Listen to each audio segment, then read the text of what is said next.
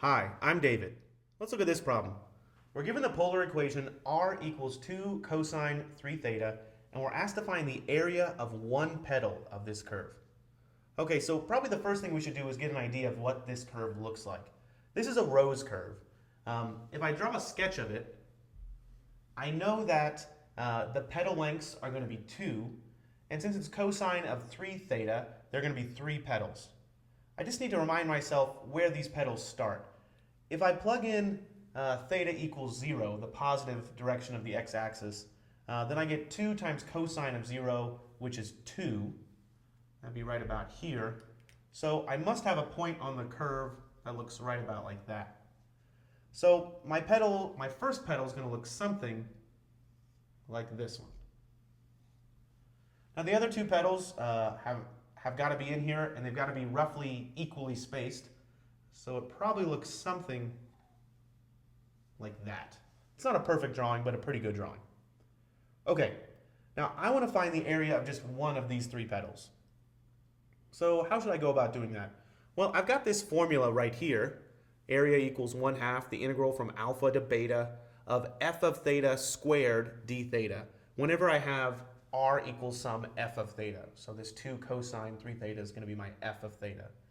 So I know that my area, my total area, is going to be equal to 1/2 times the integral from some limit of integration to another limit of integration of 2 cosine 3 theta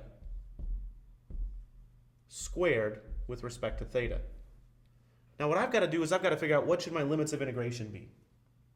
Well, I said at the beginning that this point was theta equals 0. So if I want, I could just look at this half of the petal right there. Well, why can I do that? Well, these rose curves are very symmetric, and if I can find the area on the upper half of this petal, I can just multiply by 2 and I have the total area of this petal. The petals of the rose curve are symmetric about the line that divides it, and in this case, the line that divides this petal is the x-axis. But I need to figure out what value of theta is right here. That's where r equals 0, right there back at the origin. Well, I could set this equation equal to 0, and I'd be able to figure out what theta is. So I'd have 0 equals 2 cosine of 3 theta. Well, 2 cosine of 3 theta is only going to equal 0 if cosine of 3 theta equals 0. Well, in order for that to be true, 3 theta would have to be something like pi over 2 or 3 pi over 2, and there are infinitely many values that 3 theta could take on. But if I solve that for theta, I'll have theta equals, well, pi over 2 divided by 3 would be pi over 6, or 3 pi over 2 divided by 3 would be pi over 2. I really only care about that first value of theta, and right here, theta would be pi over 6. But this area is only 1/2 the area of the total petal. So if I'm going to use limits of integration from 0 to pi over 6, I'm going to have to change my integral just a little bit. I want to also include this area right here. But I know that the orange area and the pink area are the same. So what I could do is I could just multiply my total integral by 2. Then I've got this integral right here is just the top half of the petal, and if I multiply it by 2, then I've got the whole petal. Okay, so let's find this integral. This is going to be equal to, well, 2 times 1/2 is just 1. I've got the integral from 0 to pi over 6 of 2 squared is equal to 4, and then I've got cosine squared of 3 theta with respect to theta. The 4 is not a problem. I can take that out. And then for the cosine squared theta, I've got the integral from 0 to pi over 6. I can rewrite cosine squared 3 theta as 1/2 times, using my identity, 1 plus cosine of twice the angle. Well, twice the angle 3 theta is going to be 6 theta. And now finally I've got something I can integrate.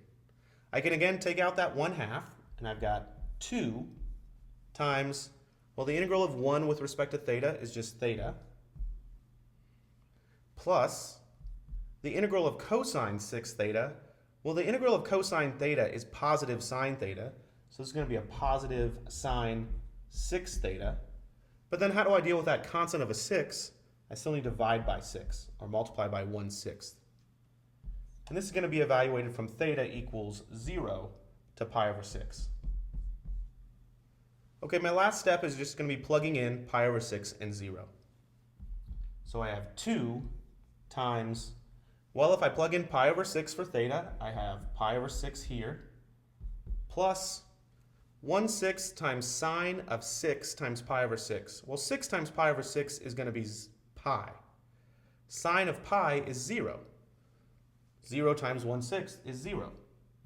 So that's just pi over 6 plus 0. Minus, if I plug in a 0 for theta, I get a 0 here, plus sine of 0 is going to be 0 again, times 1/6 is still 0. So I've got another 0 here. So I've got 2 times pi over 6 plus or minus quite a few zeros.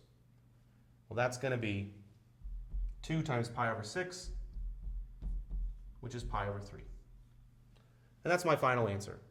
And just by looking at this problem, we can see that, well, this orange area, the top half of the petal, had to be pi over 6, and twice that area, the whole area of the petal, had to be 2 times pi over 6, or pi over 3. Thanks for watching.